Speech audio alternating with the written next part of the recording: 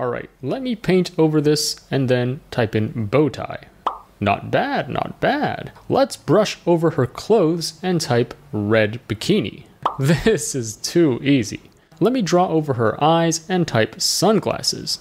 Very nice, very nice. Let's brush over the background and type in flowers. Very impressive. Let's try something crazier. I'm gonna paint over the background and type seaside.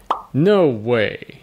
This has got to be the most impressive AI image editor I've seen yet. It's called Magic Quill, and here's what it does. You simply brush over the area that you want to change, and then with just a simple prompt, the AI will automatically add or remove objects from the image. But there's more than that. You can also change the color of objects in the image by, again, brushing over it and specifying the color. So this unleashes so many possibilities. You can change the appearance of characters. You can swap their clothes. You can change their hairstyle. You can add objects to any image or remove any object in an image. Or you can even swap out entire backgrounds. This tool is super powerful. So in this video, I'm going to go over how to use Magic Quill, plus I'm going to show you how to install this locally so you can run it for free for unlimited times on your computer. So first of all, let's jump right in and test this out. So I'll link to this main page in the description below. At the top here, there are several links, and one of them is this Hugging Face space. So you can actually use this online for free. Let's click into it, and let's start testing this out right away. So I'm going to click here to upload an image. So I'm going to use this image of a lady in a city. Now at the top here are several brushes you can use. I'm going to go over each of these throughout this video. Let's start with this feather icon with a minus sign. This is used to remove objects in an image. And then over here is the brush size. So if I set this to like 4, for example, you can see the brush is really small. But if I set this to 50, then the brush is a lot bigger. And then let's say I want to remove this black object in the image. Well, all I have to do is paint over this black object and then press run. Perfect, so you can see it has removed the black object from the image. Now there are two buttons here. One is the green check mark, one is the X. So if you press the X, that means you don't want to accept this change and you can brush over this image again. If you press this green check mark, then that means you accept this change and it's going to move this new image over to the left. So you're going to start working with this new image. Alright, so next, let's say we want to change her outfit into a red bikini.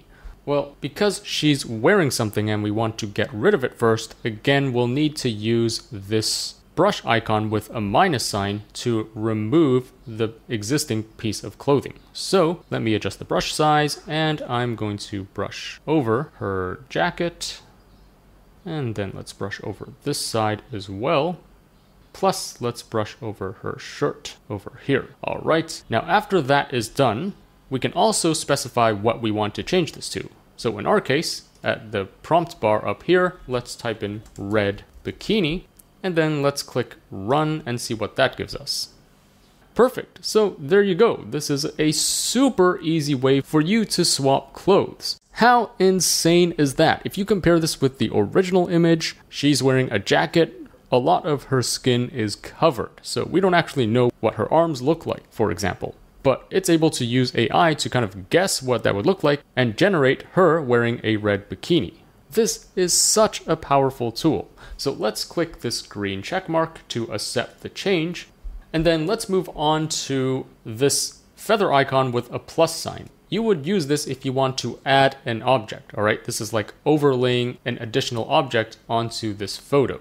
So for example, let's say I'm going to just draw over her eyes a bit and let's say, oopsies, my mouse slipped and I accidentally drew something up here. So this squiggle is the first edge I drew, and let's say, oopsies, my mouse slipped again and I drew another squiggle over here. Now if you want to delete these individually, you can just go here and let's say this is the second one I drew. Let me click this garbage bin icon and it would remove the second squiggle. Or I can just select this garbage can icon at the top here to remove everything. Alright, so next let's decrease the brush a bit and actually let me try to draw some better looking sunglasses. So, okay, I hope this looks good enough. Okay, all right, I think this is good enough. And note that at the top, it actually auto-suggested what it should add here. In this case, it's sunglasses. Now, we could manually get rid of this and add in our own prompt, but I actually do want to add sunglasses to her. So let's keep this and then click Run.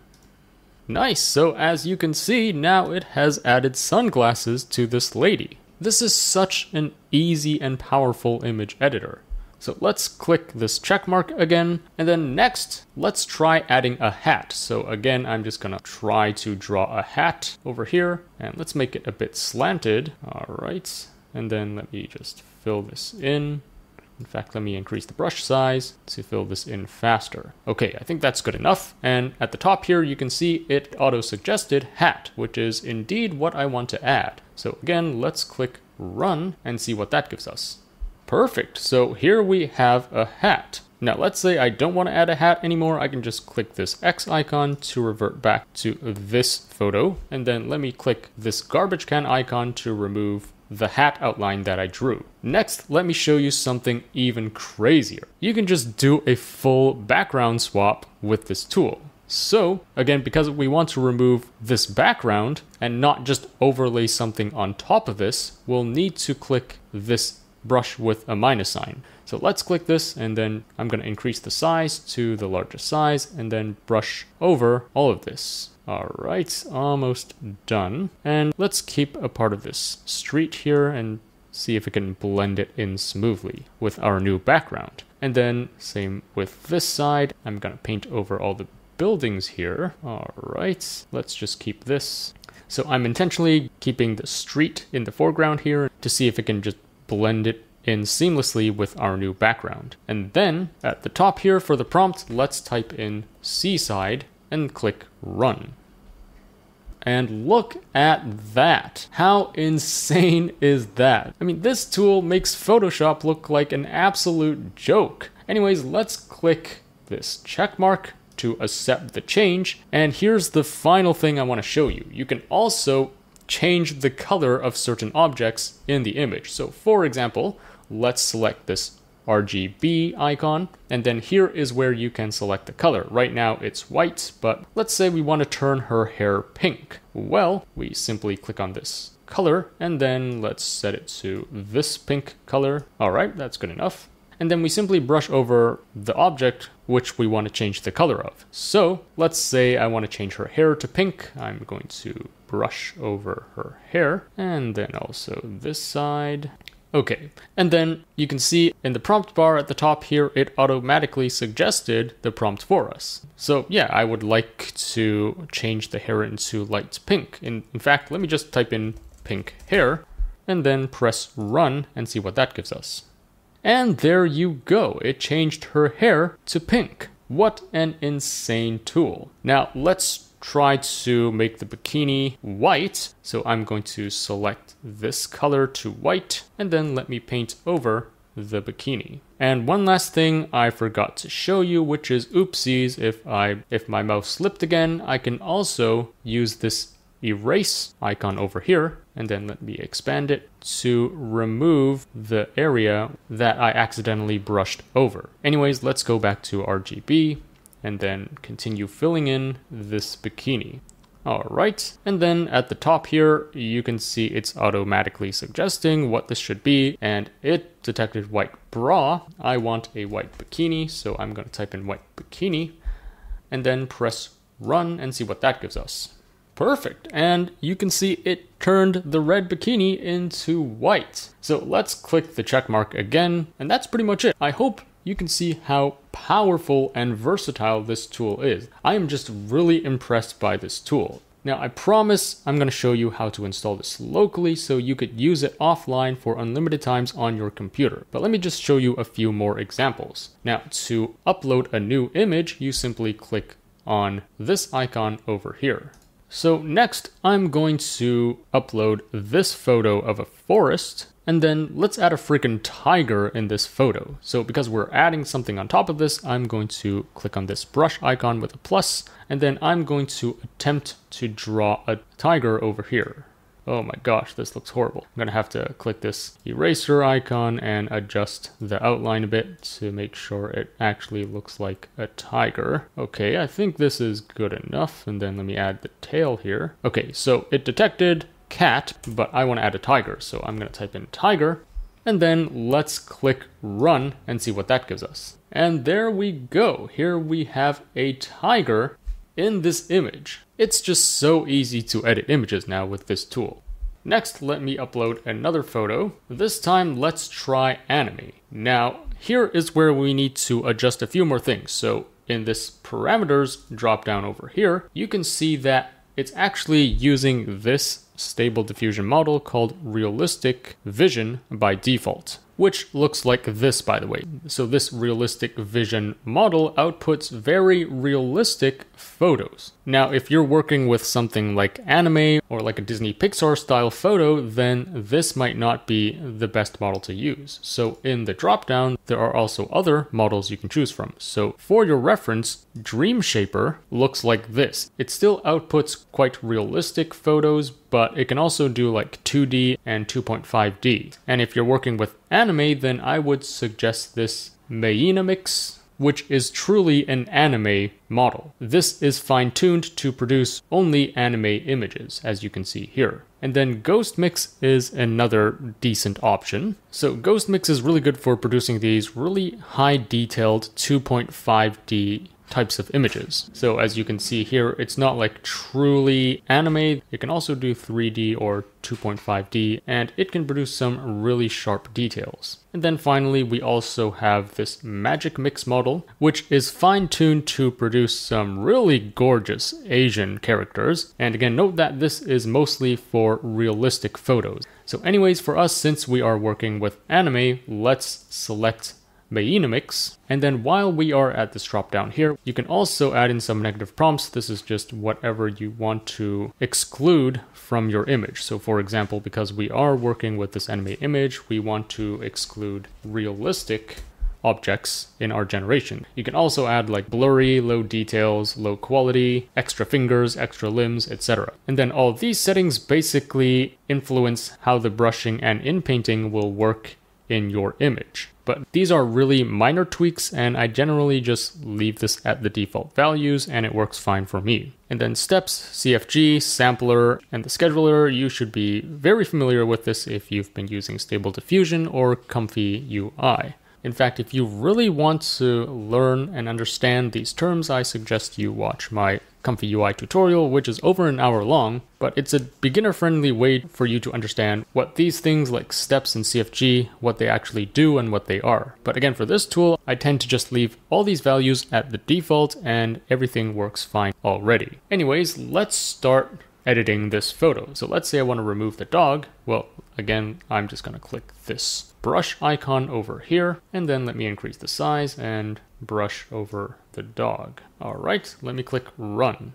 Perfect, this is really good. Now, again, note that I specifically selected this Meinamix here so that it blends in with this anime scene. If you go with the default, like realistic vision, you're gonna get some really weird results because this model is fine-tuned to produce realistic photos. Anyways, let's click on this green check mark to accept the change. And then next, let's add some flowers to the background. So I'm going to click this brush icon with a plus sign to add stuff to the image, and then let me just brush over this part. Okay, I think this will do. And then let me write flowers for the prompts and then click run. Perfect. So you can see it has changed the background to flowers now, while maintaining this kind of pastel anime style. And note that it also extended her shoe here, which is a noticeable flaw. We can simply edit this by, removing this, but whatever, let's just leave it. So I'm going to undo the change by clicking this arrow here. And then instead of this first girl wearing the school uniform, let's change it to a red dress. So again, because we need to remove the uniform and then turn it into a red dress, we're not like overlaying a red dress on top of her uniform. We still need to press this brush with the minus icon. So let me brush over this really quickly.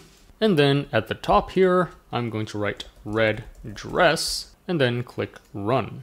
Thanks to Thoughtly for sponsoring this video. Thoughtly is a powerful AI platform that automates phone calls using natural-sounding AI voice agents. These agents can be set up in just 17 minutes, so you can quickly start taking calls without needing any staff or complicated systems. Thoughtly is perfect for automating customer service, sales, and marketing. You can create your own voice agents to ensure that it sounds just like your brand and meets what customers expect. Whether it's answering simple questions or handling more complex issues, Thoughtly's voice agents can do it all, making the customer experience smoother and more enjoyable. You can also integrate your AI voice agent into most CRMs like Salesforce, Zoho, and Zendesk. Thoughtly also provides helpful tools to analyze how well the voice agents are performing. Users can look at detailed reports and real-time data to see how customers are interacting with the agents. This information helps businesses understand what their customers want and how they can improve communication. Thoughtly is a game changer for businesses looking to improve their phone communication. By combining smart AI technology with powerful analytics, it helps companies engage better with their customers while saving time and resources. Check out Thoughtly today and get 50% off via the discount code in the description below. And there you go, it turns her outfit into a red dress. Let's click the green checkmark again to accept the change. And then finally, let's add a deer like over here. So I'm going to press this brush with the plus icon and then draw a deer. So I don't even know how to draw a deer. Okay, this is a really awful outline. I hope this works. Then let me fill in the body as well. And then let me change the prompt to deer and press run. And let's see what that gives us.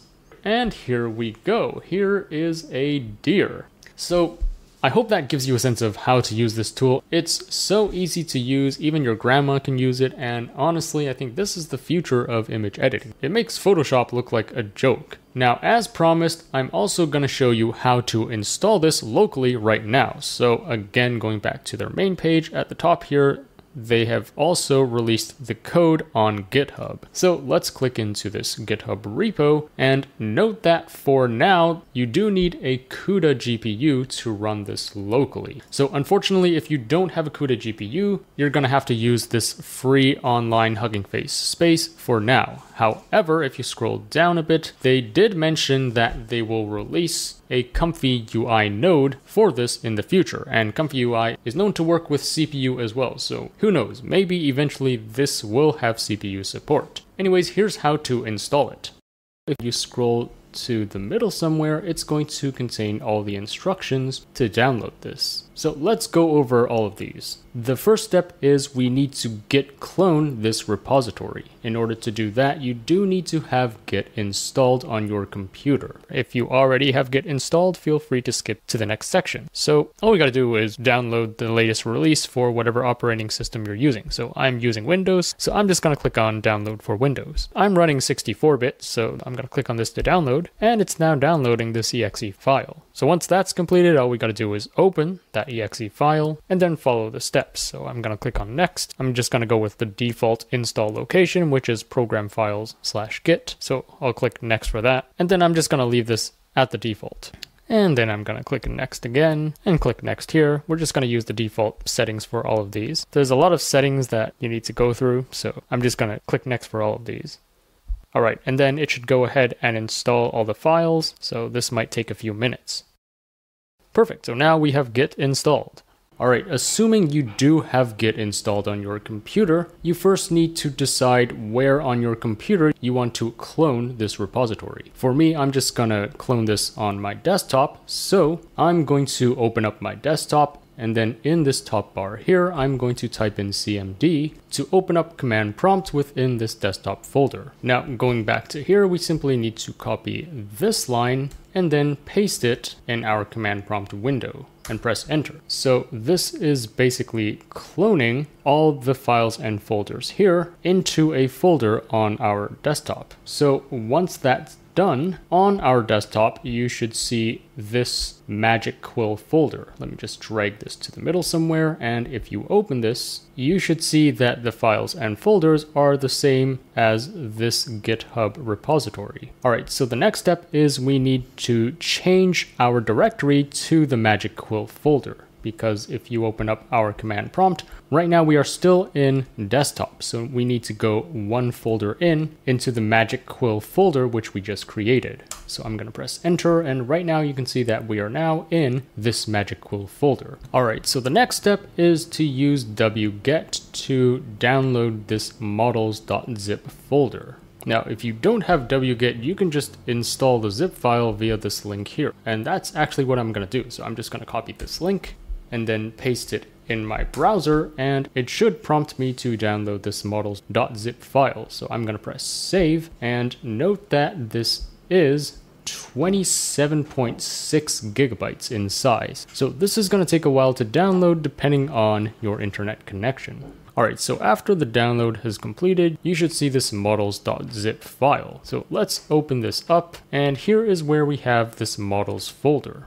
So I'm going to unzip this models folder into our Magic Quill folder. And note that the total size of this unzipped folder is going to be 32 gigabytes. Alright, so afterwards you should see this models folder within your Magic Quill folder, and if you open that up, it should look like this. Now, the next step is to use Conda to create a virtual environment. So this does require Anaconda. If you don't have Anaconda, here's how to install it. If you have it already, feel free to skip to the next section. Now, I'm just on anaconda.com, and actually what I'm going to do is install Miniconda. This is a minimalist version of Anaconda. If you install the full Anaconda, it installs a lot of packages and dependencies that you might not need. This just takes up more room on your computer, and of course the installation time is a bit longer. But with Miniconda, it's just a bare bones package, and you can always install additional packages and dependencies afterwards.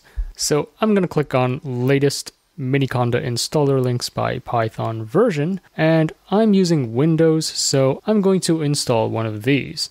Now, for free and open source AI tools, usually they do not support Python 3.12, so it's better to install the Python 3.11 version. So I'm going to click on this, which should download an exe file to your computer. Once it's finished downloading, simply double click on this and then follow the steps to complete the installation. So I'm going to click next, and then agree, and then let's set this to all users. I'm going to go with the default destination folder, and then I'm going to check this as well, clear the package cache upon completion. This just gives you back some more disk space without affecting functionality. Alright, once that's completed, let's click next, and then we are finished. Now, we aren't done yet, so if you open up the command prompt and you type in conda -- version, you're still going to see that Conda is not recognized. This is because we haven't added Anaconda to our path yet. So let's exit out of this, and then to add it to our path, we simply search for this function, edit the system environment variables.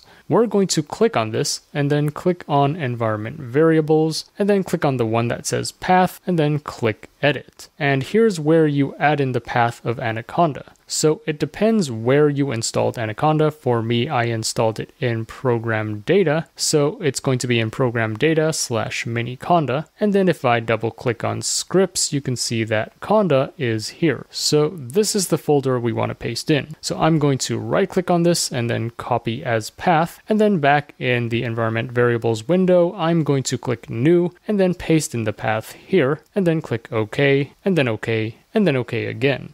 Now, if you open up command prompt again and type in conda -- version, you should see that we are running 24.5.0. So this shows that we have successfully installed Anaconda. Anyways, assuming that you do have conda installed, let's copy this line of code, and then back here, we will paste it in here. So this line basically means it's getting Anaconda to create a new virtual environment with the name MagicQuill, and this environment will be using Python version 3.10. Now, the reason why we need to create a virtual environment is because this MagicQuill uses a lot of different packages and dependencies of very specific versions. And if you have other AI tools on your computer that uses these packages of different versions, then this is basically going to conflict with your existing tools. So instead, we should create a virtual environment, or basically think of this as like a separate hard drive that contains all the dependencies that are needed for MagicQuill only. So this ensures that MagicQuill would run successfully, and also that it would not conflict with any other existing tools on your computer. All right, let's press enter. So right now it's creating this virtual environment. All right, so you should see this. And now once we created this virtual environment, we also need to activate it. So we simply type in conda activates, and then whatever you named your virtual environment. In our case, it's MagicQuill. Notice the capital M and capital Q. And once I press enter, you should see the name of your virtual environment in parentheses at the start of every line, which signifies that you are now in this virtual environment. All right, so the next step is to pip install this interface. So I'm going to copy this line and paste it in here. So it's downloading all these requirements, and now it's installing all these packages. All right, so after it has installed all these dependencies from the wheel file, the next step is to paste in this line. However, this function is only for Linux, it's not for Windows. So actually for Windows, what we need to do is actually write this. So copy and then the file and then the path. So let's press enter, and it looks like we already have this file existing in the Lava directory, but it doesn't hurt to just recopy it. So I'm going to press yes. And then after that is done, let's paste in this line. So I'm just gonna copy it and then paste it in here. So right now it's downloading all of these dependencies, and now it's installing this. So again, this is going to take a while. All right, if all goes well, you should see this message: successfully installed all these packages. And then the next step is to pip install all the requirements in this requirements.txt file. So let me copy this and then paste it in here and press enter. And by the way, what this is doing is it's looking at all the things that are listed in this requirements.txt file, and it's going to install all of these if you don't have them already. So again, this is going to download and install all the requirements, which might take a while depending on your internet connection. But if all goes well, you should see this line again with no error messages. Now, the final step is to just paste in this line to run the Gradio interface. Now, actually, before we do that, I'm just going to exit out of this and show you how to run this from scratch. So let's say you want to start this up again the next day. Well, all you need to do is head over to your MagicQuill folder, and then at the top bar here, type in cmd to open up command prompt in this MagicQuill folder, and then type in conda activate and whatever you named your environment. In our case, it's MagicQuill.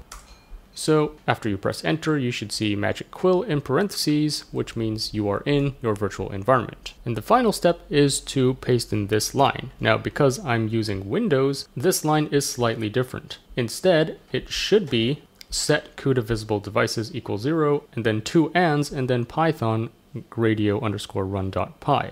So what this line means, it's basically setting the GPU to the first available CUDA device that it sees. This does not mean setting the CUDA devices to 0, okay? This means setting the GPU to the first available CUDA device. And then it's using Python to run this gradio_run.py file, which if you open up your MagicQuill folder, it's just this file over here.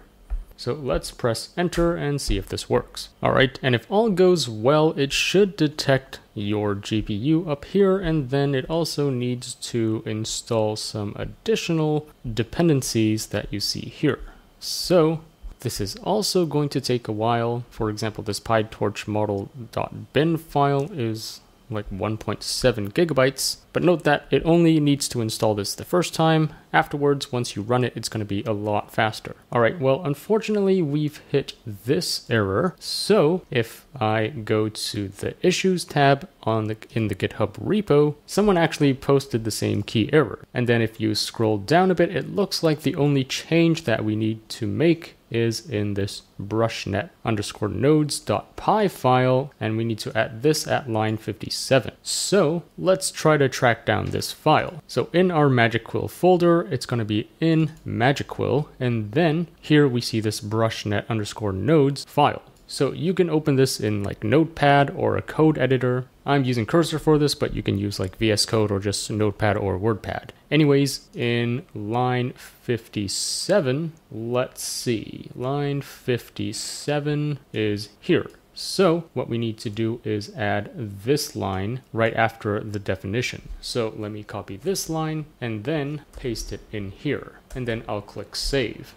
And then if you're using Windows, there's one last step you need to do before you can get this to work. So I'm going to link to this GitHub issue in the description below as well. But basically, we also need to open this Gradio run.py file. Again, you can just open this in Notepad or whatever code editor you have. So I'm using Cursor, so I'm just going to run that. And then it says replace this line with this line. So let me just find Realistic Vision, which is over here. So this is line 198. And then I'm going to copy this and paste it in here. And then let me just format this nicely. And then you can also replace this UV-corn line. So let's try to find that in this file, which is just the bottom line here. And instead of these 4 zeros, we are just going to replace it with 127.0.0.1. So let me select this and then paste it in, and then I'm going to click Save.